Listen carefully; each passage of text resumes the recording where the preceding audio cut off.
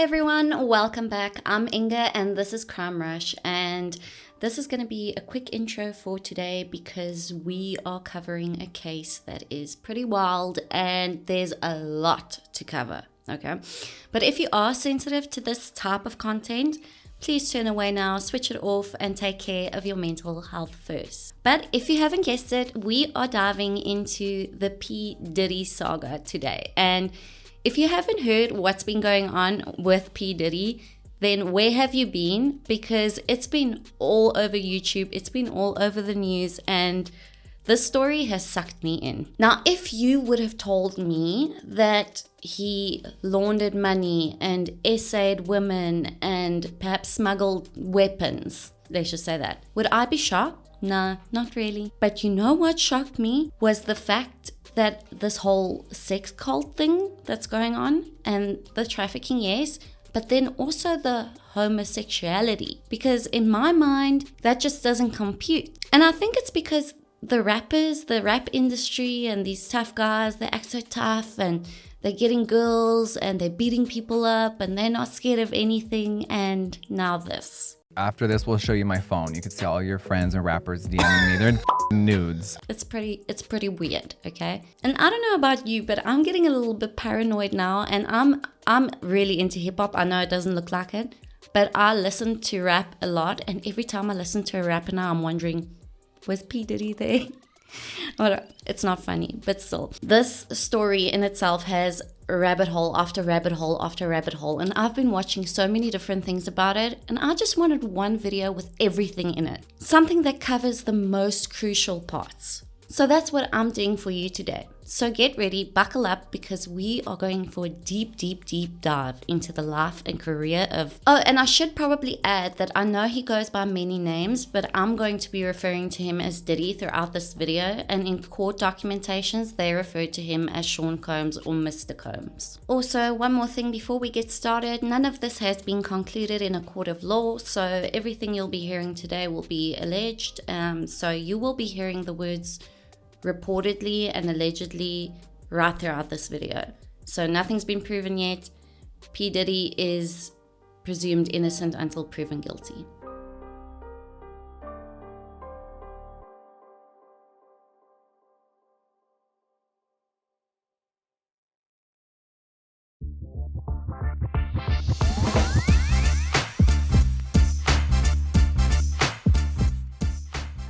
Sean John Combs was born on the 4th of November in 1969 in Harlem, New York, to Janice and Melvin Combs. Sadly, Melvin passed away when Diddy was still very young. In fact, Diddy has said he doesn't really remember his father. The only memory he has of him is when his dad is throwing him up and down in the air. But other than that, he can't remember him at all.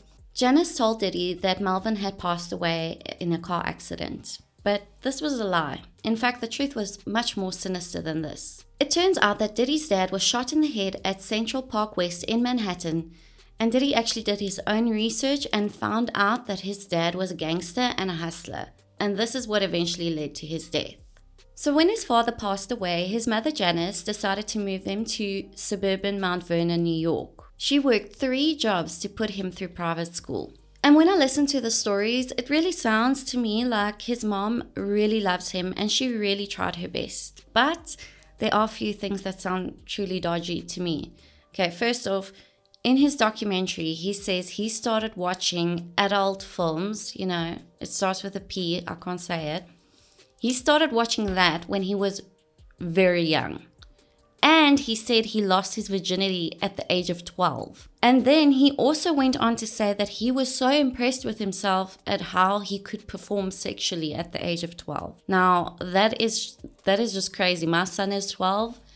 And let me just say, we live in 2 different worlds. Let's just say that. But after school, Diddy attended Howard University and received an honorary doctorate in 2014 for his ongoing contributions to entertainment. He claims in his documentary that he dated a girl at university and she dumped him and broke his heart. And from that moment, he decided he was a player and he was going to switch off his emotions and his feelings. But even in college, Diddy started promoting parties, and he really had a knack for this and started pretty early on. After college, he started an internship at Uptown Records in 1989.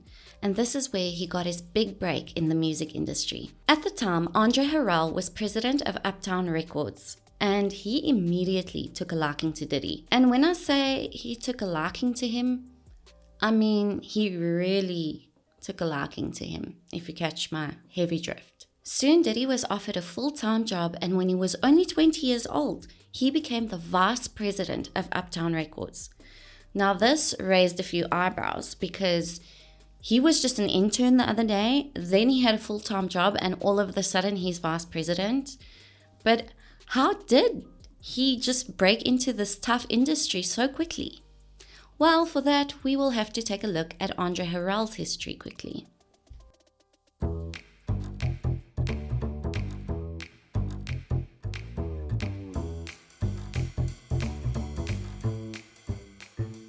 When Andre was still a college student, he was also dreaming of making it big in the music industry.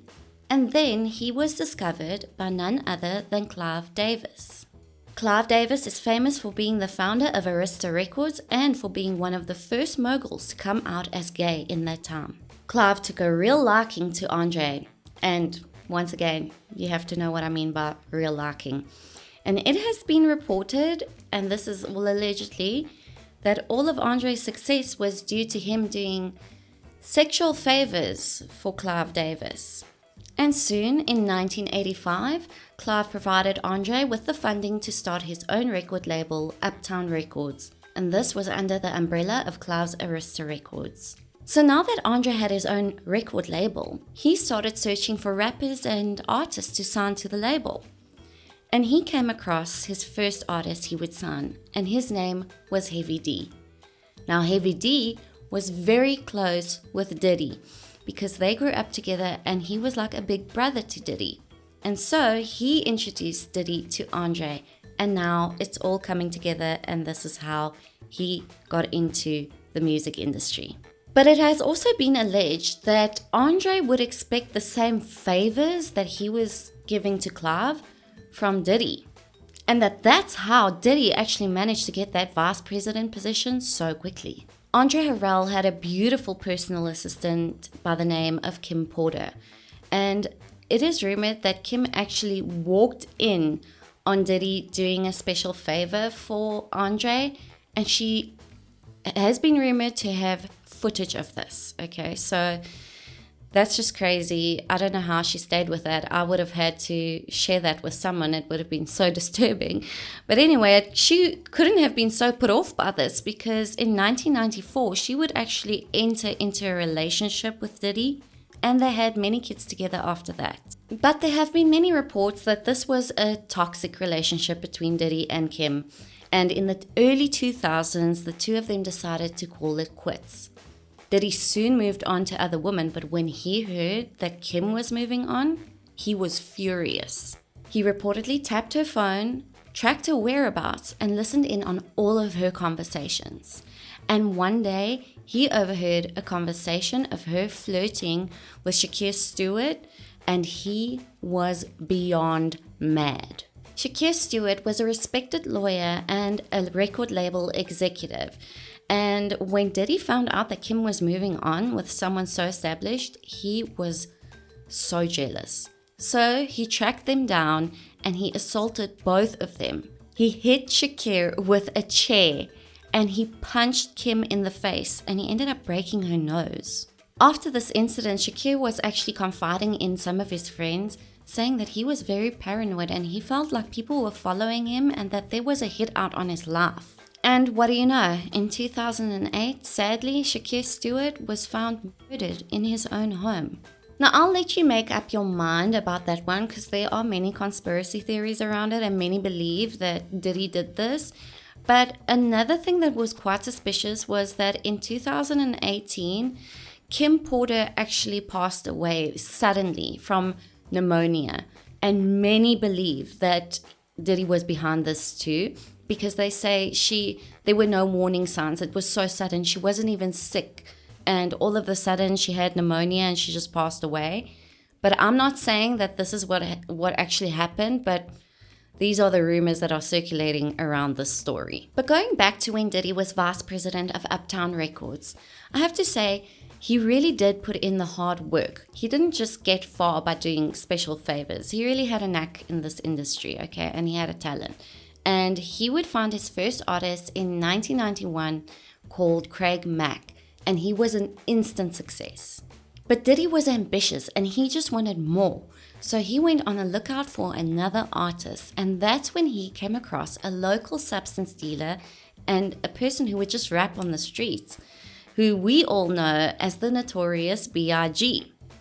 Now, when he found Biggie, he brought him over to the Uptown Records studio immediately, and everyone was blown away by his talent. So Diddy obviously instantly signed him, and in 1992, Biggie's album Ready to Die was ready for release.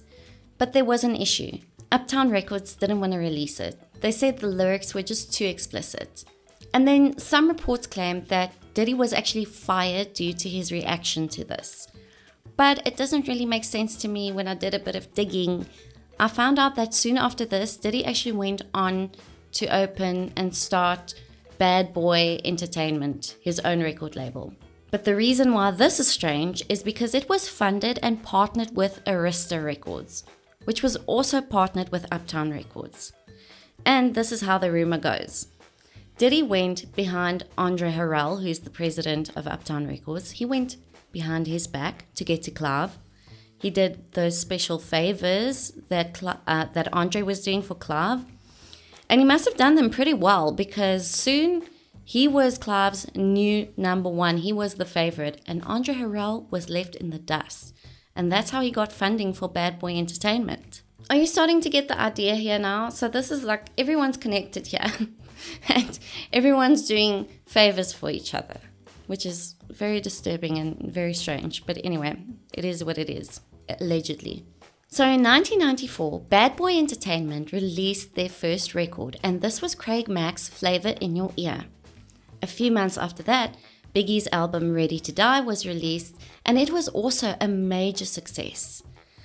Soon after that, Craig Mack's second album was released, and it was big. Diddy was doing so great, and he earned so much respect in the industry.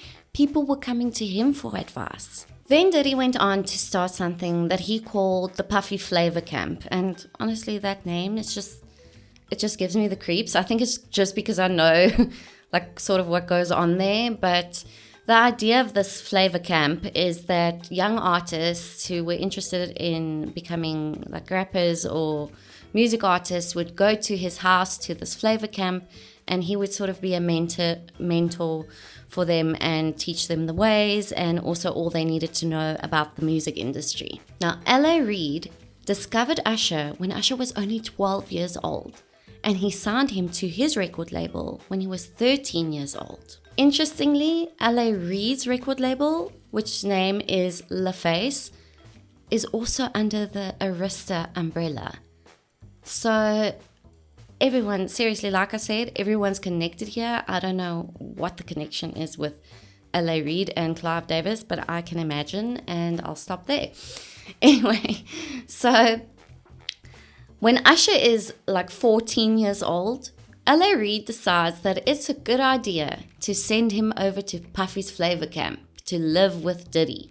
Okay, so Usher has remained pretty tight-lipped about it. In fact, I think he looks very uncomfortable when people ask him about this, and just his interactions with Diddy that I've seen, it just looks strained and it looks like he's uncomfortable and doesn't want to be there.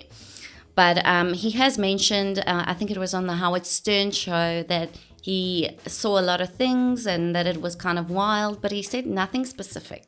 I moved to New York City, and I lived with Sean Puffy Combs for a year. That's the crazy thing. Now, that was L.A. Reid's idea, right? We're sending you over to something called Puffy Flavor Camp. There you go. To learn Flavor Camp. Yeah, Flavor that's Camp. what it was called. And you're going to go to Puff Daddy's. He's going In the 90s, do you understand what that's like? Puffy's place was like just filled with chicks and orgying like nonstop, right? No, not really. I Come mean, on. but hey, it was curious. I got a chance to see some things. Yeah, but you were 13. What were you I seeing? went there to see the lifestyle. Right. And I saw it, and it was, but I don't know if I could indulge and understand what I was even looking at. It was pretty wild. So nobody tried to, some woman didn't come along. I didn't say that. Okay. I didn't say that. What I did say is that there were very curious things taking place, and I didn't necessarily understand it. Biggie Smalls was there. Biggie Smalls was there. Lil' Kim, Craig Mack. All these people are hanging around. Yeah, man. Faith Evans. Jodeci, Mary J. Blige, they didn't know nothing about this shit. Oh. I was having a good time, you know what I mean? Does he have you doing any chores? Are you doing dishes at all? I mean, to keep you humble somewhat? Or are you just like, can you stay up till 4 a.m. with them and party? I mean, I could. I actually stayed up longer than them.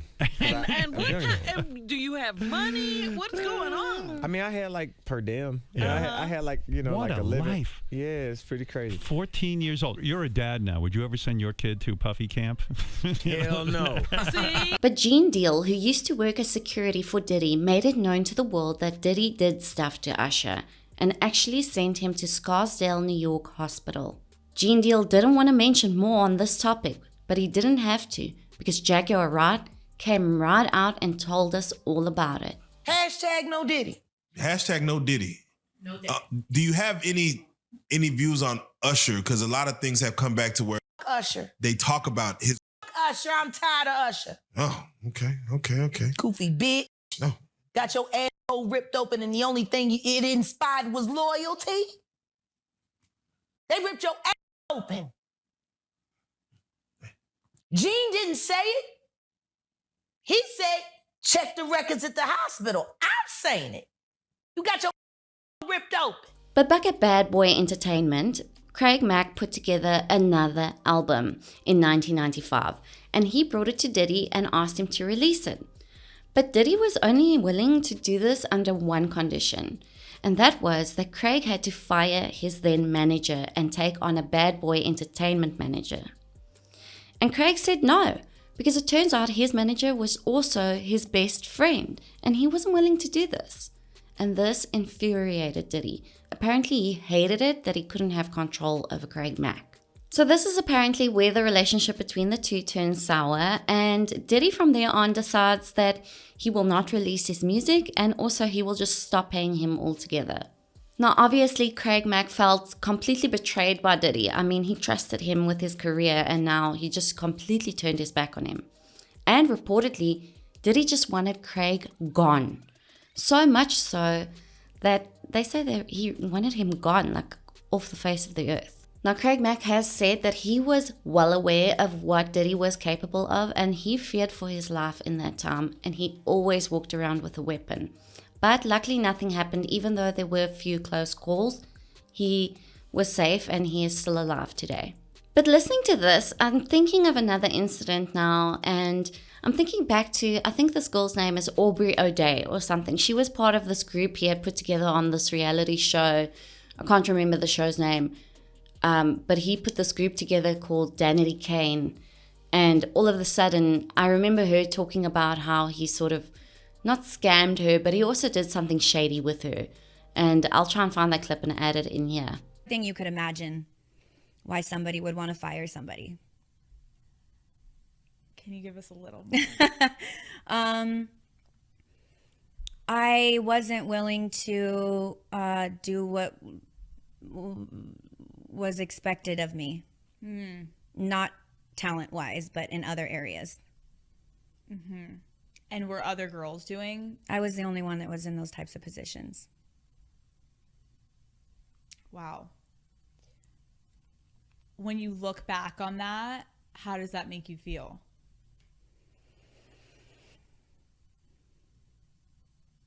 You know, I have such a love-hate with it all because I don't think I would have been able to be so successful in so many other areas had I not been trained under Diddy. Mm-hmm. He was the hardest person that you can work for, and it was torture. And not the work part of it, but the other stuff. Mind games, like just all the girls were so divided, and the men and the people running it had their hands in it, moving everything. There was a lot of betrayal. There was a lot of lies. There was a lot of, you know, when you're young and impressionable and we understand our beauty as women through the eyes of the people observing us. Well, who's observing us? Men. So we learn our beauty through a man's eye, which is very subjective. So it's difficult when you're that young to understand your worth as a woman through the men that I was around, and that was very traumatic. I don't think any of us have healed from that. Diddy would be like, you're not hot anymore. Like, what happened? You don't have anything, like, you don't have any curves. You're looking like you're not looking like, I can't get people to think that you're my good looking person. And there was no Me Too at that time. There was no protecting anyone at that time. You signed a million NDAs and a million contracts that took away all your rights. So you really were operating in an environment that you had no control in. When was the last time you spoke? But while all this was going on, there was an entirely different drama unfolding behind the scenes. You see, Death Row Records was starting to give Bad Boy Entertainment a good run for their money, because they had the rap legend Tupac. Tupac was signed by Death Row Records, which was owned by Suge Knight, Big Guy. Now, it has been said that Tupac and Biggie were actually friends and had mutual respect for each other. And they were actually talking about doing verses for each other, and this actually ended up happening. So Tupac did a verse for Biggie for one of his songs, and Biggie was going to do one for Tupac. But in November of 1994, Tupac goes over to the studio where Diddy and Biggie are, and he's going over to meet with them and then also to pick up money for a verse that he did for one of Biggie's songs. But as he enters the building, he walks to the elevators and he is approached by two men in masks, and they rob him and they shot him 5 times. As in, Tupac was tough. I mean, he survived this. He was shot 5 times. And he survived this, okay? So afterwards, he was convinced that Diddy was behind this. But Diddy denied everything. And Biggie was just his biggest supporter, saying that Diddy would never do that. But on the 3rd of August in 1995, it was the Source Awards in New York. And Death Row Records won the award for Soundtrack of the Year. And when Suge Knight went up to claim this award, he openly dissed Diddy and the whole Bad Boy crew. And the crowd actually didn't like this.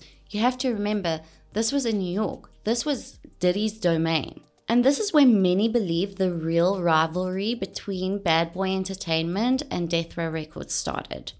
First of all, I'd like to thank God. Second of all, I'd like to thank my whole entire Death Row family on both sides, you know what I'm saying? I'd like to tell Tupac to keep his guards up. We ride with him.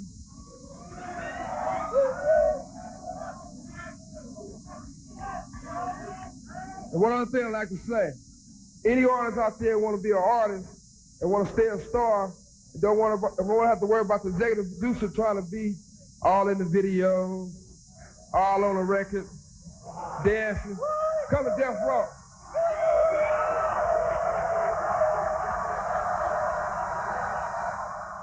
On the 23rd of September in 1995, most of the rap industry were getting ready to attend Jermaine Dupri's birthday party, which was being held in Atlanta at a club called Platinum House.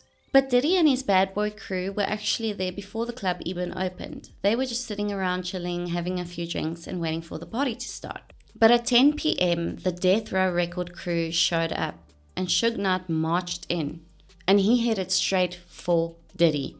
And Jermaine Dupri actually jumped in between them. And it has been reported that Suge Knight bitch slapped Jermaine Dupri and then lifted Diddy up with one arm and started shouting at him. This is when Diddy's bodyguard called Wolf jumped in and said to Suge Knight, "It's not going to go down like this." And before you knew it, they were all in a massive brawl. And this actually ended up causing them to all be thrown out of this club. But something interesting happened when they were all outside. Suge Knight and Diddy actually managed to come to some sort of agreement and they made some sort of peace out there. But just as things were starting to calm down, they heard gunshots.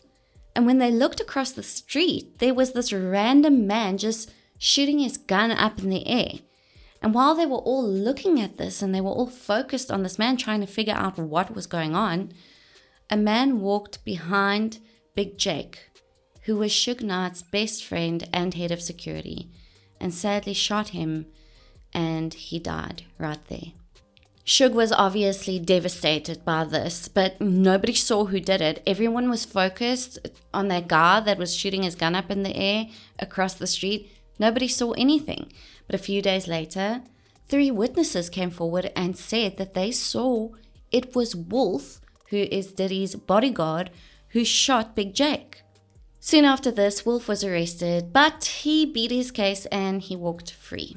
So after this, Tupac actually got out of prison. He was in there for allegedly essaying a woman. And when he got out of prison, he headed straight to the studio, and that's when he recorded Hit 'Em Up.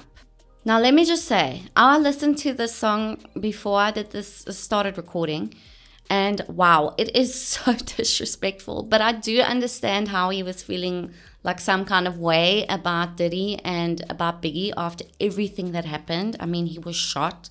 Suge's best friend and head of security was shot. And this all looked very suspicious. And I think this feud was just heating up. So then he released Hit 'Em Up. So as you can imagine, this song infuriated Diddy, of course. I mean, I can understand it. It's really disrespectful. So he planned to have a tour with the Bad Boy crew on the West Coast. There was only one issue. The West Coast was Death Row Records territory, and he did fear for the safety of his crew. So he phoned none other than Keefe-D. Keefe-D was a high-ranking member of the notorious street gang, the South Side Compton Crips, and he asked the Crips for protection for their tour. Now, rumor has it that behind the scenes, Diddy was manipulating the Compton Crips and the Bloods gang to start a war, as he knew that Tupac was part of the Bloods gang. But luckily, nothing happened on this tour and everyone was safe and it went without incident. But later that year, they would run into each other at the Soul Train Awards. But at these awards, Suge and Tupac pulled up on Diddy along with many gang members right after Biggie performed. But Diddy managed to get away. But of course, Diddy was so embarrassed by this. So one night after this event, Diddy met with Keefe-D over dinner. And Keefe-D has said that Diddy offered him $1 million over dinner to unalive Tupac and Suge Knight. Shit, he said he'd give us anything for them dudes there, you know? Yeah. He'll give you anything for these guys' head?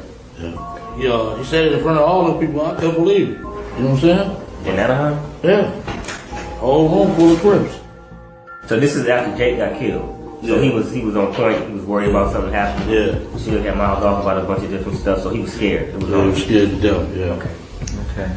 On the 7th of September 1996, Mike Tyson was set to fight at the MGM Grand, and everyone in today's story so far planned on attending this big event. Now, before the fight, Tupac and Suge Knight decided to have some fun, and they were heading to the casino and walk through the casino lobby. But then they were approached by Orlando Anderson, and Orlando was being so disrespectful to Tupac. So Tupac punched him in the face. It turns out that Orlando is the cousin of Keefe-D and also a fellow Southside Crip. So after Tupac punches him, he runs to the police and he reports it to them. And then he goes to his cousin Keefe-D and tells him everything that happened. Now, while the two of them are discussing what they were going to do about the situation with Tupac, they get a call from none other than Eric Von Zip, an associate of Diddy's. Eric tells the two of them to come downstairs and to meet him in his rental vehicle. They did as he said, and when they got into the vehicle, Eric handed them a Glock 40. They got out of the car and jumped into their own vehicle. After the Tyson fight, it was around 11 p.m. when Suge Knight and Tupac left and got into Suge's BMW 7 Series. The two of them drove off and they stopped at a red light at Vegas Boulevard. And at the same time, Keefe-D and Orlando Anderson pulled up at the red light too. There was some girl who was a fan of Tupac's and she was screaming out his name and he sort of stuck his head out the window. But that's when Orlando rolled down his window, and reportedly that's when shots were fired. Tupac was in critical condition, and sadly 5 days after the shooting, on the 13th of September 1996, Tupac succumbed to his injuries. Everyone was in shock, and everyone wanted to know who killed the rap legend, but nobody knew. In fact, people suspected that it could have been like gang rivals or something, but no one really knew who did it. Well, as the news broke, Keefe-D said that he received a call from P. Diddy and from Biggie's wife, Faith Evans, asking, "Was that us?" Diddy then went on to promise the $1 million payment as discussed over dinner with Keefe-D, but he actually went and wrote a check for $1 million and gave this to Eric Von Zip, the guy who gave the Glock 40 to the two culprits. And do you think Eric Von Zip paid this money over to Keefe-D? Nope, he kept it all for himself. In fact, Keefe-D never saw a dime of that money. But the FBI themselves have actually said the fact that Eric Von Zip kept that money actually shielded Diddy and Keefe-D from going to prison, because there was no way to prove that this was a murder for hire. Now, after Tupac's death, Biggie was feeling very paranoid and fearful for his life, of course, because people were suspecting him. People thought this was something that Biggie might have done, and he was scared for his life. He was scared they were going to retaliate. With this, he also decided that he would avoid the California area entirely. He didn't want to go near that place. That was Death Row Records territory, and he was going to stay away from it. But in 1997, it would once again be time for the Soul Train Awards in Los Angeles. But Biggie really didn't want to go. As I said, he didn't want to go near Los Angeles. He didn't want to go anywhere near California. So he didn't want to go. In fact, he had a broken femur at the time because he was in a terrible car accident. And he said to Diddy, he didn't want to go because he was in pain, he couldn't travel like that, and also he feared for his life. But Diddy insisted that he would be safe, that there was no threat on his life, and that he would be fine. But Diddy insisted that Biggie had to be at these awards. So, in fact, what was happening behind the scene was that Clive Davis had actually arranged a wonderful opportunity for Biggie in London the next day. So Biggie said eventually to Diddy, okay, he would go, but he could only go to the awards, and then he'd have to fly to London to attend this wonderful opportunity that Clive Davis organized for him. But when Diddy heard this, reportedly he was furious. He phoned Clive Davis and demanded that the event be cancelled. In fact, many found it strange that Diddy was insisting more than anything else that Biggie attend an after party of the awards rather than the awards ceremony itself. And he said that Biggie couldn't attend this event in London because he had to be at this party. Now, if you think about it, this was Diddy's biggest artist. Why wouldn't he want him to go and grasp this wonderful opportunity? This opportunity in London was going to give him worldwide recognition. But Diddy was furious about it, and he said he had to be at this party. And I think I know why. Some people also reportedly phoned Diddy and said that they had heard that there was a hit out on Biggie's life and that Biggie shouldn't be in California. But apparently Diddy just brushed this off, and he reportedly said no, he's not going to do anything about it, and reportedly also said nothing to Biggie about this. So this after party that Biggie had to attend, according to Diddy, was at Steve Stout's home in the Hollywood Hills. And at 12:30, the police actually showed up to this party and shut it down due to a noise complaint. So everybody leaves this party, and Biggie gets in the car with his friends and a driver called G Money. At 12:45, they pull up to a red light, and a Chevy pulls up next to them. And what do you know? Shots are fired. Sadly, Biggie lost his life that night. But can I just ask you, does that method sound familiar? That's exactly how Tupac was murdered. So I think that's a strange coincidence. They were both murdered in exactly the same way, with exactly the same strategy. But immediately suspicion sort of turned to Death Row Records or Suge Knight, and they thought this was sort of a retaliation for Tupac's death. But then Diddy went on to raise some eyebrows once again, because only 2 hours after Biggie was murdered, he jumps on his jet and flees to San Diego. Now you have to remember, this was his best friend and also his biggest artist. I would say this is really suspicious behavior. And it seems like his former bodyguard agrees with me. It's believed that Diddy sacrificed Biggie when he saw how Tupac's record sales went up after his death. And he also saw this as a way to settle the drama that was going on between the two gangs. Now, all of that is a lot to take in all by itself, I'll admit. But if you thought that's all that Diddy had time for in this period that we just discussed, you'd be so wrong. And there are many allegations that date way back. And I thought the best way that I could get this across is to sort of do it in set up a timeline for you. So I'm going to start with the timeline, but please keep in mind that some of these alleged crimes that happened took place years ago, but the court cases are only happening now. The suits were only filed now. And I will mention that as we go along. But I'm going to turn to my screen. I'm going to be reading a lot of it because it is a long rap sheet. Excuse the pun.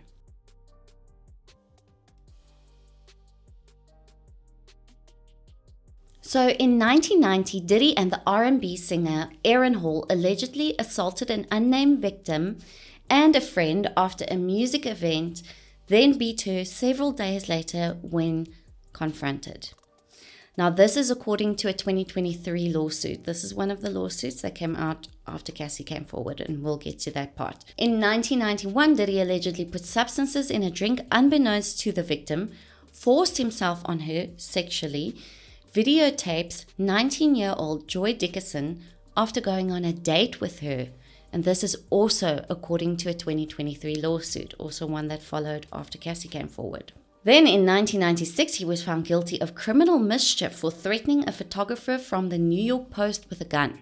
Okay. In April of 1999, he was arrested and charged with 2 felonies, second-degree assault and criminal mischief. In the beating of record executive Steve Stout, the guys whose party they attended, anyway, in the beating of record executive Steve Stout, who says Diddy and his 2 bodyguards beat Steve with their fists, a telephone, a champagne bottle, and a chair. And when Diddy publicly apologizes, Stout asks for the charges to be dismissed. Diddy reportedly paid Stout $500,000, and the assault charges were dropped. Diddy pleaded guilty to a lesser charge of harassment, and he was sentenced to 1 day of anger management classes. Now, in that same year, in December 1999, along with then-girlfriend Jennifer Lopez, or J-Lo, whatever you'd like to call her, and rapper Sean, he was arrested in relation to a shooting at Club New York. Now, Diddy was charged for weapons violation, but was ultimately acquitted along with J-Lo. Sean, however, received 10 years behind bars. Now, I have listened to one of the people, a lady who was shot in her face at this club, and she has said repeatedly that Sean wasn't the one who shot her, that reportedly Diddy was the one. But Sean took the fall, and apparently Diddy paid people to come forward and to act as witnesses to get him off, and Sean had to take the fall, and Sean has actually said all of this in an interview too. So moving on, in March of 2001, TV host Roger Mills sued Diddy, accusing him of assault, false imprisonment, destruction of property, intentional infliction of emotional distress, and a civil conspiracy in an exchange where Diddy's entourage roughed him up and destroyed his camera. Diddy, of course, denied this, and the jury agreed with Diddy, and he was free to go. In 2003, Diddy, his former Bad Boy Records president Harve Pierre, and a third unidentified man allegedly forced themselves sexually onto an unnamed 17-year-old at a Manhattan recording studio. This is according to a 2023 lawsuit. So this is the third one now that's come out after Cassie came forward. So just keep that in mind. In 2005, Diddy met Cassie Ventura. Now, this plays a big part in today's case. It's more recent, and we're going to go over everything that Cassie has said. And let me just say, before I jump into this, I feel so sorry for this girl. I think she came into this situation wanting her career to blossom, and she must have been so excited just hearing that Diddy was interested in her music, and then this happens. So Cassie says that he expressed interest in signing her, and at the time she was only 19. Okay, he was 37. So there is a major age difference, and there's also a major power dynamic going on there, okay? So in 2006, her debut single, Me and You, I love that song. I loved that song when it came out. I still remember it.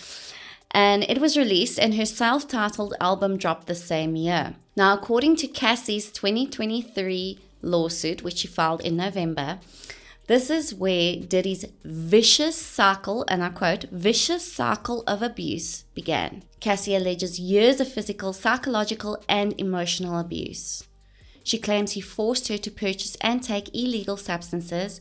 He filmed her as he forced her to participate in sex with male sex workers in multiple cities for his own pleasure in a practice he called freak-offs, and that he beat her on many occasions in retaliation for talking to other men, often with witnesses present. Now, I actually listened to what she said in part of this, and she was saying these freak-offs meant so much to Diddy. They actually attended a birthday party, and he all of a sudden said in the middle of the party that he wanted a freak-off.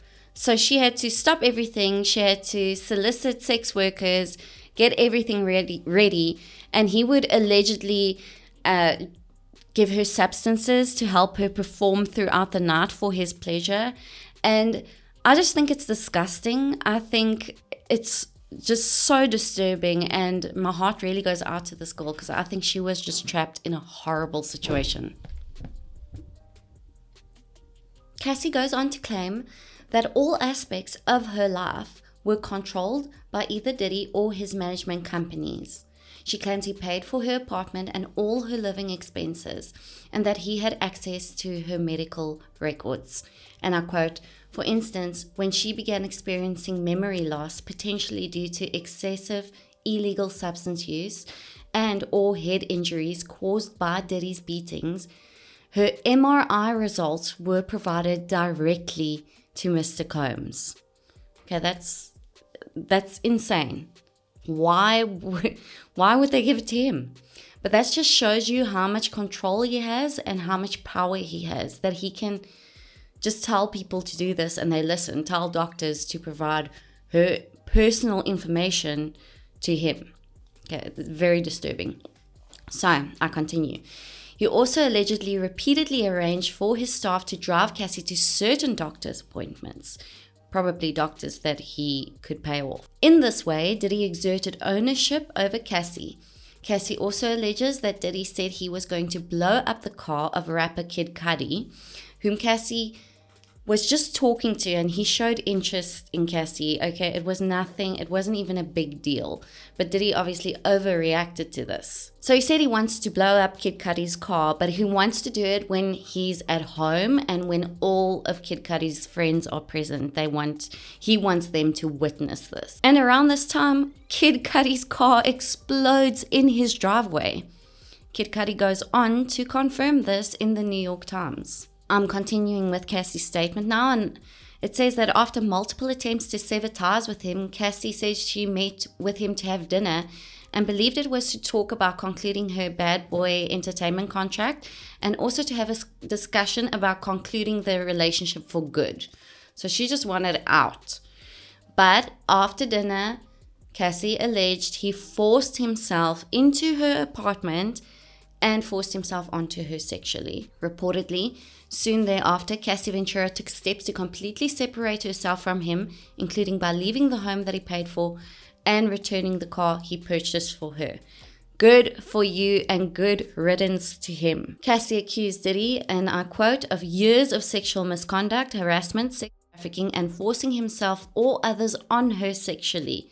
She filed the civil suit in New York Superior Court under the state's Adult Survivors Act, a New York law permitting victims of sexual abuse a 1-year window to file civil action, regardless of the statute of limitations of the crimes themselves. Tiffany Red, a songwriter and one of Cassie's good friends, corroborated her entire story. He's standing in the living room area and she's there, and he was like, emotional singing, there you are. And I just was like, oh, he's talking to me. And I remember, I don't know if you know what his voice sounds like, but I felt like I was in the presence of his monster inside. And I remember looking in his eyes, and I said to him, what did y'all do? Because I could see that she was really sedated. That was the first time I ever seen her high before. And then he says, tell your girl she wants some birthday. And we were like, Well, I mean, he's saying this to me, and I'm like, well, she doesn't have to have sex with you if she doesn't want to. He was upset, like, you know, I guess that she didn't want to do with him whatever he wanted. I don't know.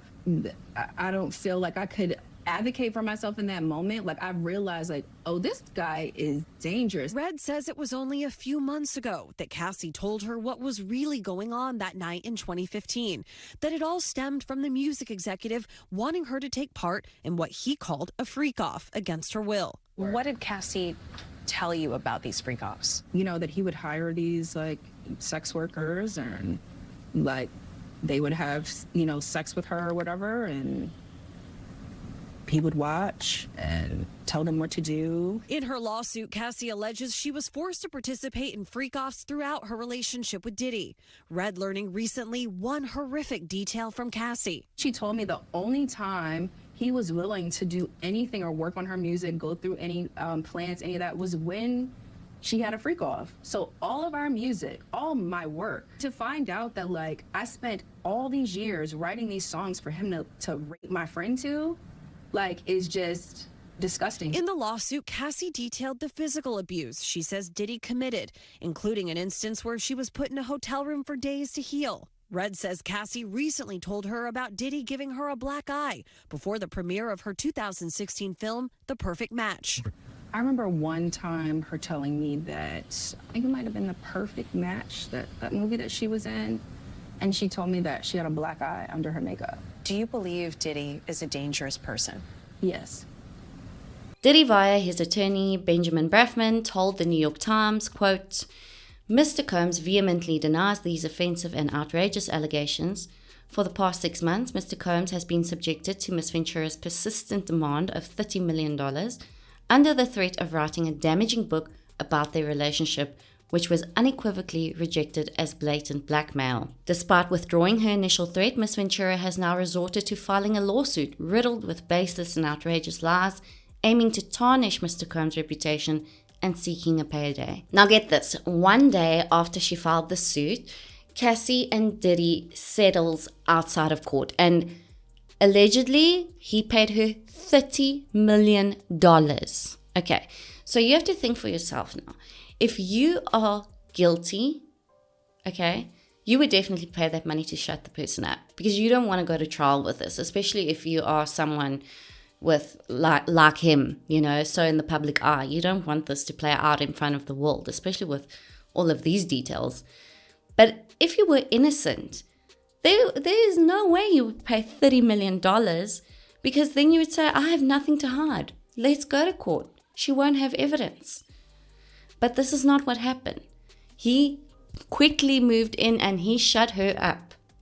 So that tells me a lot, and I've already formed my opinion around it. Let me know what your opinion is. In fact, I've got a poll running right now. Go to my community posts and vote. Let me know what you think. Is he innocent? Is he guilty? Let me know what your opinion is. In a statement, Cassie says, I quote, I have decided to resolve this matter amicably on terms that I have some level of control. While Combs' statement read, I quote, I wish Cassie and her family all the best. Love. Now, I just also want to say the fact that Cassie came forward and filed this lawsuit actually makes her a hero in my eyes, because she gave so many other women who this has happened to in the past, she gave them the courage to come forward as well. And I know many people are saying, why now? Why after all this time? But where were these people going to go? This is a powerful man, and they were like no names, you know, nobody was going to listen to them.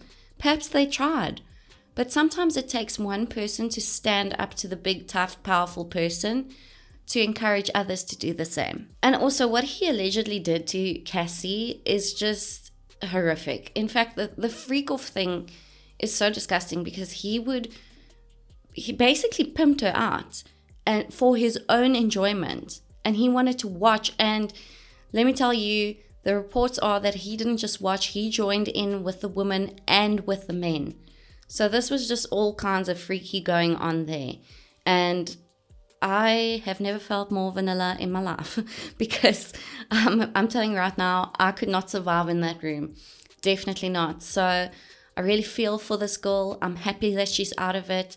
And I see that she's married now with beautiful kids, and she's just doing really well. So I'm really happy to see that she has gotten away from this situation, because wow, what a horror show. So now continuing with the timeline, we are heading to March of 2007. Here, Gerard Recknitzer, I don't know how to pronounce that. Okay, so I'm sorry. Gerard Recknitzer alleges in a lawsuit that Diddy punched him, pushed his girlfriend, and tried to spit on another woman outside Teddy's nightclub at the Hollywood Roosevelt Hotel. That same year, in May of 2007, in a complaint to the police, Diddy's Making the Band co-star Laurieann Gibson alleges that he threatened her with a chair. He's got something going on with a chair, because this is now the third time I've heard him like acting violently with a chair. Well, anyway, he threatened her with a chair while New Edition's Michael Bivins held her in place. What type of people are these men? I mean, who holds a woman down for another man to beat her with a chair? I mean, it's so bizarre. And now, probably the moment you've all been waiting for, the more recent events, which is the Lil Rod lawsuit. Okay, so this has just been absolutely wild. I mean, everything that came out in this lawsuit has the world spinning, and myself included. Okay, so I'm going to be reading a lot of it from court documents. So I just want to give a warning. Some of it is very disturbing. We'll be mentioning a bunch of different crimes in here. So please, if you are sensitive, take care. And let's quickly dive into what Lil Rod's lawsuit and declaration had to say. So producer Rodney Jones, who we'll refer to as Lil Rod, a former producer of Combs, who worked with him on his latest release, the Love album, Off the Grid, alleges that the music mogul groped him repeatedly, and during the duration of making the album, Diddy forced Jones to solicit sex workers, take illegal substances, and more. Now, we're going to get into that more, so don't you worry. But this sounds very similar to what Cassie claims. Okay, so keep that in mind. Now, before we get even deeper into these allegations, I want to mention that 18 companies, 18 different brands have severed ties with Diddy. And the Record Academy has also released a statement saying, and I quote, "We are taking this matter very seriously, and we are in the process of evaluating it with the time and care that it deserves." Hallelujah. So after these lawsuits are filed, Cassie has filed her lawsuit in 2023, and then Lil Rod comes forward in 2024 and files his lawsuit. Now, on the 25th of March of 2024, Diddy's homes are raided. His homes are raided in LA and Miami and New York by federal agents, including Homeland Security investigative officials, as part of what authorities refer to as an ongoing investigation. Now, let me just say something. If Homeland Security and the feds are involved, they are not just going to barge in without some concrete evidence. They are not just going to go on what witnesses say. They are going to need something to, because remember, P. Diddy is a powerful figure, and he allegedly has ties with the feds and the police as well. So they wouldn't just barge in there without concrete evidence. That's just my opinion anyway. But I was also confused when I heard Homeland Security, because that the first thing I think is like terrorism, you know. I don't think I'm allowed to say that word on YouTube, but that's what I was thinking. But then I remembered that some of the claims are that he transported minors from city to city, and yeah, so I'm thinking that's where Homeland Security comes in with the trafficking and all of that. Okay, so let's look at what Lil Rod reveals, and wow, is it shocking. So first off, Lil Rod alleges that every room in Diddy's mansions were wired with cameras. And reportedly, it has just been, I saw this today, that there were over 250 cameras in the one home. Okay, that's insane. That made me wonder. I wonder if they were in the bathrooms too, because that would just freak me out. Imagine you have to go to the bathroom at his home and you don't know there's a camera there. So Lil Rod also had photos and video footage. He said that Diddy Diddy reportedly sometimes forced him to record because he said he didn't like to repeat himself. Now that just sounds so entitled to me, but anyway, moving on. Now apparently Diddy would use this camera and the footage on these cameras to blackmail people. Now you have to remember, Diddy is famous for his parties. I mean, I've heard it for as long as I can remember, that these parties are massive. They are super expensive, and anybody, like A-listers, all of them attend Diddy parties, okay? So what Lil Rod is claiming is that P. Diddy would use these cameras to get footage of people, A-listers, important people. They would be in a compromising position, perhaps sexually, perhaps with substances, perhaps with any illegal activity or activity that's frowned upon. And he would use this footage as blackmail against them to control them and their careers, which is very, very disturbing. It makes me think, I'm so glad I'm not an important person and that I've never been to a Diddy party. Not that I would do any of that stuff, really. But I wouldn't want to associate with someone who thinks like that and who does things like that. Now, you have some of the biggest names going to these parties, as I said. Okay, so you have rappers, you have singers, you have actors, actresses, athletes, princes even. But Gene Deal, this is something that I heard from him. He says there's even preachers. And the one preacher's name that keeps coming up, I'm not saying he did anything, this is all allegedly, but T.D. Jakes' name has come up a few times, okay? So does that shock me? Honestly, for me, no. I've never trusted him. I've never been a fan. But I would like for this to be uncovered if that is the truth, because people deserve to know that they are being led down a path that is not good, a path that is evil, and a path that they should avoid. And if this man is doing things that he shouldn't be doing under the guise of being a man of God and a bishop, then he needs to be exposed. But we'll have to see what happens. And if all of that is ever revealed, I'm not too sure, but let's see. So Lil Rod also explains that he gets people, these famous people and other people, he gets them to do crazy things by lacing their drinks, okay? Now this is also some of what Cassie claimed. I don't think I mentioned it before, but she also had this in her lawsuit, that he laced her drinks, that he laced other people's drinks. So this is something that Lil Rod is also claiming. And he said a lot of the times that these people, their drinks would reportedly be laced, and the next day they would wake up dizzy, not knowing what was going on, and just all confused. And then Diddy had his blackmail on them. Now, with all this information that's coming out on Diddy, people are starting to say that he is the Epstein of the music industry. But Lil Rod is saying, no, wait. It's much worse than that. Lil Rod is suing Diddy amongst associates for $30 million for sex trafficking, SA, and harassment. In an 18-page declaration made by Lil Rod, he states that he basically lived there for over a year and shares all he saw, all he experienced and heard.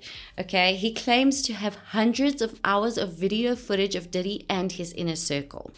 Now, I'll also be looking to the screen a bit more now because I'll be reading off of court documentation to just share some of the wildest things that I read on here, so brace yourself. He claims to have, quote, witnessed the use and distribution of multiple illegal substances. I unfortunately can't name them on this channel. I will get flagged, but you can use your imagination. And he claims to have witnessed Diddy display and distribute unregistered illegal firearms, and also that he witnessed Diddy give laced alcoholic beverages, as we mentioned before, but also to minors and sex workers at his home in California, New York, the Virgin Islands, and Florida. He also says that Diddy's chief of staff, Christina Karam, instructed staff to buy illegal substances so that she could give them to Diddy. Now, this Christina girl, it sounds to me like she's also going to get roped into this. I don't know if she will get a deal or something, but it sounds to me like she had a lot to do with his operations as well. Now, in the declaration, it goes on to say that Lil Rod witnessed Christian Combs, this is Diddy's son now, guys. He witnessed him drug and force himself sexually onto a stewardess while on Diddy's yacht. Now, this is one of the other 2023 lawsuits that have come out, okay? So this happened after Cassie filed, and he says this assault took place in the makeshift studio on the yacht while Lil Rod was recording Christian Combs' auto-tunes rapping. And this is like the crazy part about this. While he was recording, he actually picked up what Diddy's son was doing to this poor stewardess, and he's got the audio. So this is part of the evidence. This is allegedly, this is what I've heard. This is some of the evidence he could bring forward. And now this poor woman, she has reportedly lost everything in her life after this, after what Diddy's son did to her. So now she can move forward with this case, and she has some evidence thanks to Lil Rod. And also, just to give this a thought, this is his son that's now reportedly SAing a woman. I mean, what type of example is he setting for his sons? I mean, all I can say is the apple really didn't fall far from the tree. So Lil Rod goes on in his declaration, and I quote, "I have videos of Mr. Combs and me working out on the treadmill with TD Jakes," there's that name again, "playing on the monitor. We watch TD Jakes' sermons every morning during our workouts. At first, I thought it was admirable that Mr. Combs listened to sermons while working out until I realized he was not studying the message, he was studying the messenger's mannerisms. During our gym sessions, he detailed how he planned to leverage his relationship with Bishop T.D. Jakes to soften the impact on his public image of Cassie Ventura's pending lawsuit." Okay, so then he goes on to talk about another event that he witnessed, and I quote, "Mr. Combs converted the parking lot at Chalice Recording Studio into a makeshift nightclub. He had everything imaginable there, including a full-service bar, a massage spa, and a hookah. Not a hooker, a hookah. Well, he probably had both, but anyway. Mr. Combs required everyone working on the Love album to take laced shots of De Leon tequila." I don't know if I'm pronouncing that right. De Leon tequila. It's tequila, okay? "There was no way to tell Mr. Combs no. Mr. Combs felt that anyone who refused to drink with him was suspicious and untrustworthy." Well, color me suspicious and untrustworthy then, because I would never drink with that man. I continue. "At the time, I did not realize that he used the lace shots of alcohol to obtain and maintain control over the person consuming the alcohol." He also goes on to say that he often saw that Diddy ordered his staff to buy him illegal substances and then also solicit sex workers, females and males. Okay, and this was apparently a common occurrence at Diddy's place. Now here's the part that sort of disturbs me, because Lil Rod goes on to claim that he had to solicit sex workers to perform sexual acts with for Diddy's pleasure. So, okay, let me work this out. He had to get sex workers, do things with them in front of Diddy while he pleasured himself. I mean, in what world is that? Okay, I know some of you are into wild things and freaky things, and each to his own. But that's just a bit too much for me, okay? Call me boring, but wow. But he also goes on to say that at this time when he was doing this stuff, he wasn't aware that there were cameras. He only found out about the cameras when he went to pick up an Uber Eats delivery at the security office at Diddy's home. And when he walked in, he saw, and I quote, 4 to 6 large flat screen television monitors. Each monitor had at least 20 to 30 little screens in them, and each screen had a view of a room in and surrounding Diddy's home. Now this next part, guys, and I continue to quote, "On July 2nd, 2023, Mr. Combs had a listening party in his Californian home. There were a lot of people present at this party, including Chris Brown, Justin Combs, sex workers, and underaged girls. Justin Combs would typically bring the younger woman to these parties. I have 2 videos of 2 different sex workers that Justin Combs brought with him to Chalice Recording Studios. I can provide the videos to the court. This event began at 7 p.m. Mr. Combs requested female sex workers and required me to solicit them. An hour later, several sex workers appeared. In addition to sex workers, there were at least 5 women in the crowd who appeared to be under the age of 16. Mr. Combs forced all the attendees to drink laced liquor. I believe Mr. Combs laced the liquor with the E substance. I can't say the full word. I have personally witnessed his staff members, Brendan Paul and Moy Bourne, lace alcohol with E substance. And let me just add this, Brendan Paul actually got arrested on drug charges when they were raiding one of Diddy's homes, okay? And just before I started recording this video, I heard that he has entered into a plea. So I'm quite looking forward to hear what that is, if he'll end up testifying against Diddy or what he's going to do. So Lil Rod says at this party, he's starting to feel very uncomfortable and he says he wants to leave. But Diddy doesn't allow it. He won't let him leave the house, and he even goes as far as to take Lil Rod's keys away from him. And now I will go back to quoting from his declaration again. After being forced to drink laced shots, I began feeling lightheaded and I passed out. I remember waking up at 4 a.m. the following morning, naked, with a sex worker sleeping next to me. Wow. I don't even know how I would panic. I mean, I can't. I don't drink. I hate drinking. I used to drink, obviously, when I was younger, but I haven't had a drink in years. I don't enjoy it. I hate it. But I can't imagine having a night like that, waking up with a hell of a hangover and naked in bed with someone I don't know, sex worker, sleeping next to me. I'd be horrified. I can't even imagine. And I hear he's got a Christian background, so I can imagine mentally what this might have done to him. And then I'd like to quote this too out of his declaration. So he says, I quote, "On February 2nd, 2023, I believe Mr. Combs drugged me. I remember waking up naked, dizzy and confused. I was in bed with 2 sex workers and Mr. Combs. I also recall aimlessly wandering around the house with no clothes on. I have photos of the sex workers sleeping on the bed the morning after. I can provide it to the court if necessary." Guys, that's disturbing. I mean, this man is not he is not a homosexual. He wakes up in the bed with Diddy. I mean, I'm not a man, but I can imagine this must be one hell of a shock for a man to wake up if he is not a homosexual in another man's bed. It must be very, very unsettling. So he also says that Diddy offers him and promises him so many things to keep on with helping him in this trafficking. And I quote, "On multiple occasions we discussed winning Grammys for the Love album. He, being Mr. Combs, promised I would win the Grammy for Producer of the Year for the Love album." First of all, how do you promise someone a Grammy?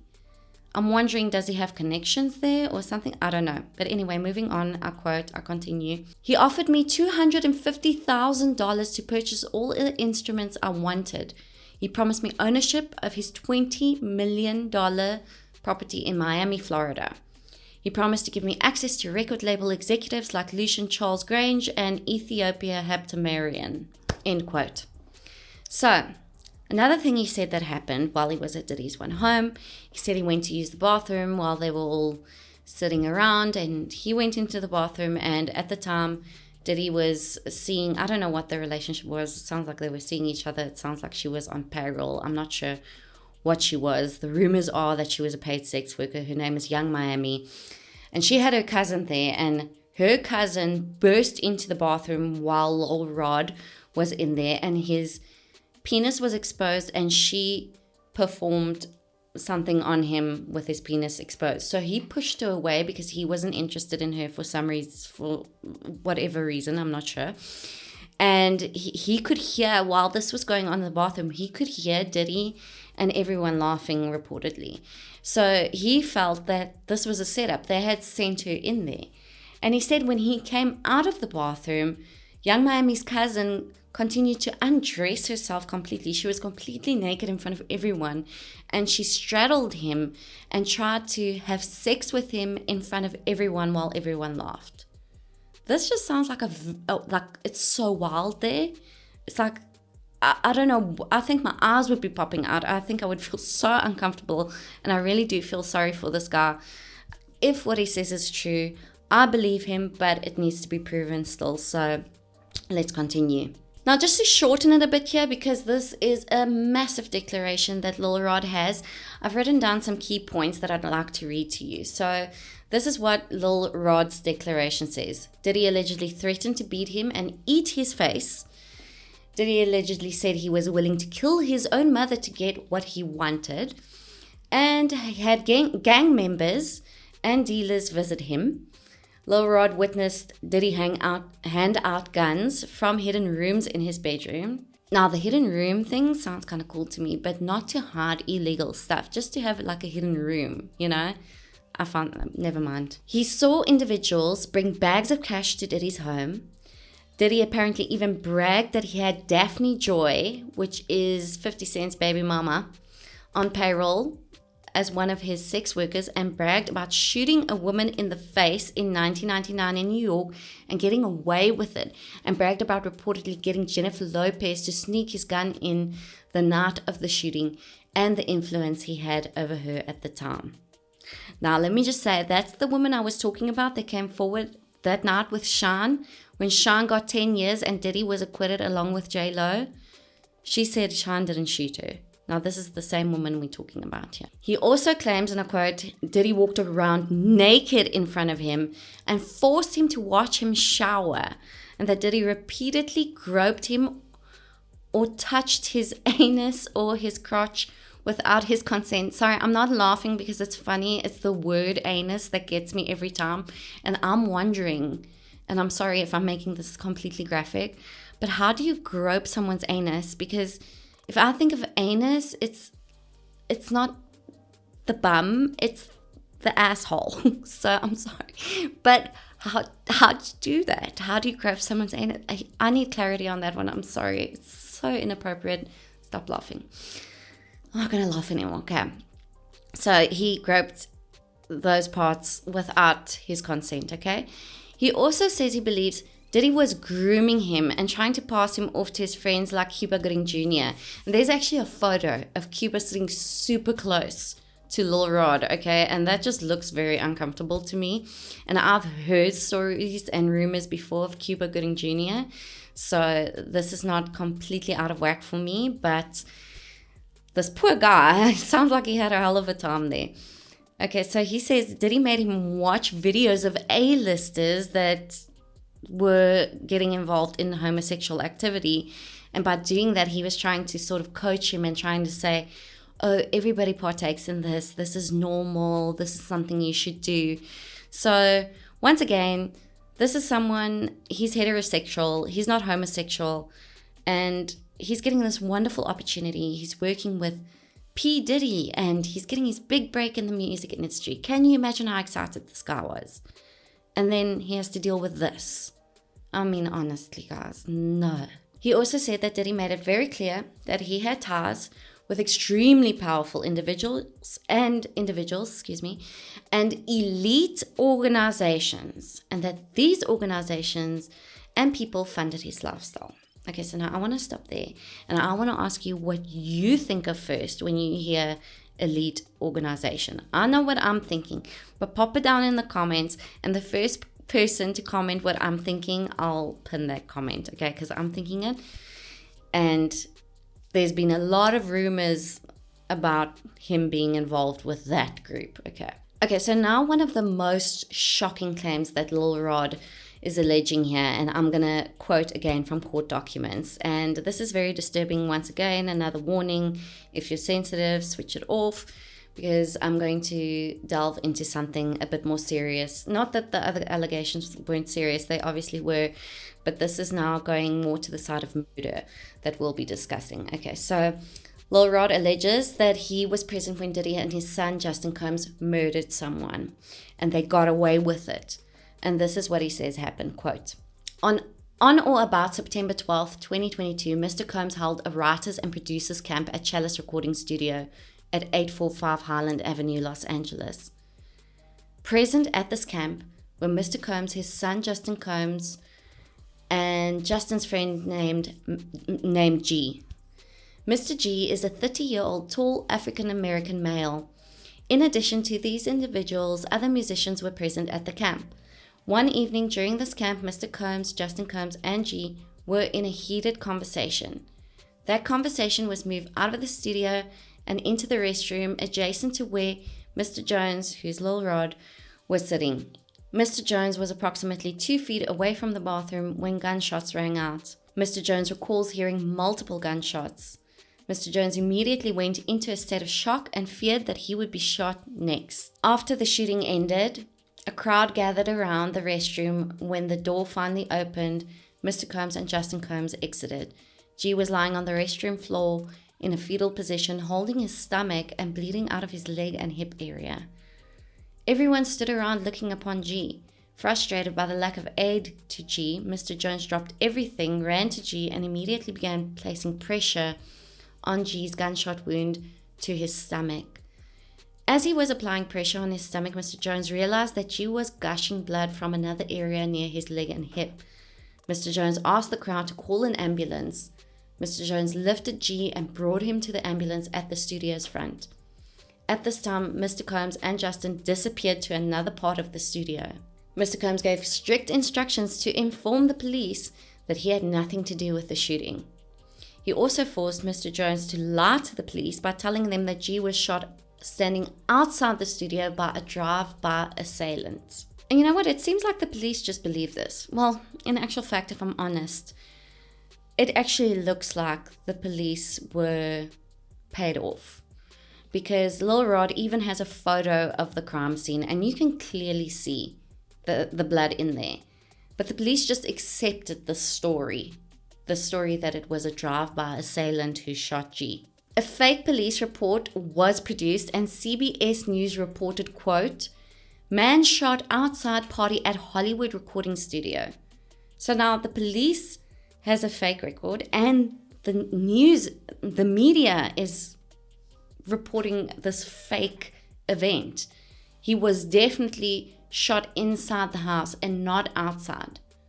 So how did they get this right? How did they get away with this? Well, Lil Rod has an answer for that too, because he claims there's a man that they can call whenever they commit a serious crime or any crime, and he sort of is the cleaner. He comes and cleans up this mess, okay? This guy will make sure that the right officers are responding to your scene, and then he will feed them the story, let them write out the report, and he will then go and feed this exact story to media as well. Now let me quote what Lil Rod said about this guy, okay? Mr. Combs instructs his staff to always contact Mr. Muhammad if they are ever pulled over by the police in Miami and California. So it sounds to me like he operates in that area. Upon information and belief, Mr. Muhammad spoke with the LAPD after G was shot at CRS. The LAPD was in CRS and witnessed the blood in the restroom. They witnessed the blood in the restroom, guys. I continue with the quote. And they went with the bogus claim that the shooting of G occurred outside of the studio. This was all thanks to Mr. Muhammad's connections within law enforcement. The LAPD spent hours inside CRS after the shooting of G, yet there were no arrests. So the police are obviously in on it too. Okay, but my interest is on this guy, this Muhammad guy. Who is he? Let's find out more about him because this is so interesting. His full name is Fahim Muhammad. And do you know what makes him even more interesting? Well, turns out Fahim Muhammad was on the scene when Michael Jackson died. He was head of security for Michael Jackson. And yes, you heard that right. And you know there's an entire conspiracy theory and rabbit hole with the whole Michael Jackson story too. And I'm not going to get into that now because P. Diddy has enough of his own. I'm just saying I find it very suspicious that this guy that can make crimes disappear is at the scene of Michael Jackson's death and then here now. It's very suspicious. I think the worst part for me about everything is that it seems to me like everyone is connected to this. And I feel like Hollywood is just tainted, evil, and that's what it is in my mind now, because I would have never said this was going on. I knew that there were some wild and freaky things going on, but not this, not a sex cult, not this coaching people into homosexuality, nothing like that. I wasn't thinking that. And there are so many celebrities whose names are popping up throughout this story. And I mean, this is just allegedly, guys, but there's a lot of mention of Meek Mills. And this is reportedly footage. And let me just say, this is so disturbing. I'm going to play it for you. But if you don't want to listen to it, just skip over this part, because it was disturbing to me to hear this. And a lot of people are claiming that Meek Mills sounds like he's in pain or that he's being like taken advantage of. I'm not hearing that, but nevertheless, this is apparently, reportedly, footage of Meek Mills and Diddy doing it.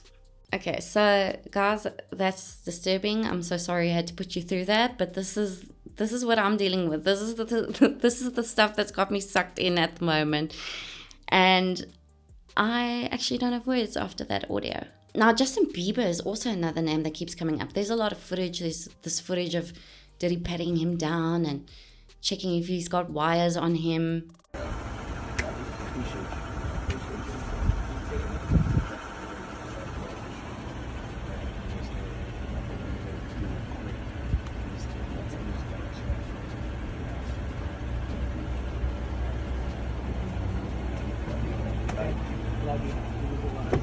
And then there's this other clip, and people are just making rumors up about it. And I've seen the clip, and I'll play it now after this. But it's a clip of Odell Beckham and Justin. In the video clip, Justin's like sort of bending over in front of him.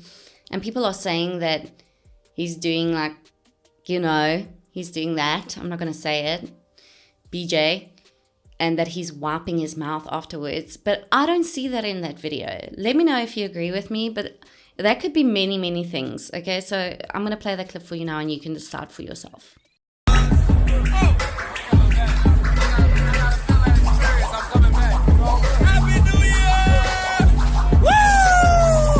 Another celebrity that keeps popping up is Jay-Z, and then also his wife Beyonce. And this is all alleged, but they are saying that Jay-Z is in with this whole trafficking thing, and there's a lot more to uncover there as well.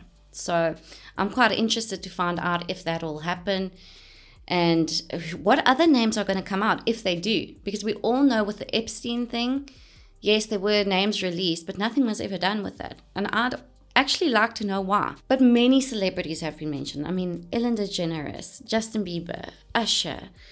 I mean, the list just goes on. I can't even think of everyone. Meek Mills. Then you have to think of all the artists that he has signed. I'm wondering, who has gone through this? Who has he gotten to and who hasn't he? And I mean, it's very, very serious, guys. These women and men have allegedly suffered horribly under this man's power. And let me just say this. Nobody's integrity or self-respect is worth any amount of money, any material thing out there, or any type of career that someone can promise you. You need to stay true to your beliefs and who you are, and to be a kind, good person. This is not the way to live your life. Fame is definitely not worth it. I personally don't understand why people want to be famous. It sounds very unpleasant to me. But I'm really interested to know what you think of everything. And I'd like to know from the beginning, what do you think about the whole Biggie and Tupac thing? Do you think he was behind that? What about the Shakir Stewart and Kim Porter deaths? Do you think he was responsible for that? And like the Uptown Records rumors. I really want to know your opinion on this, so please leave me some long comments of your opinions. I'll read them all. I'll respond to them all. That's a promise.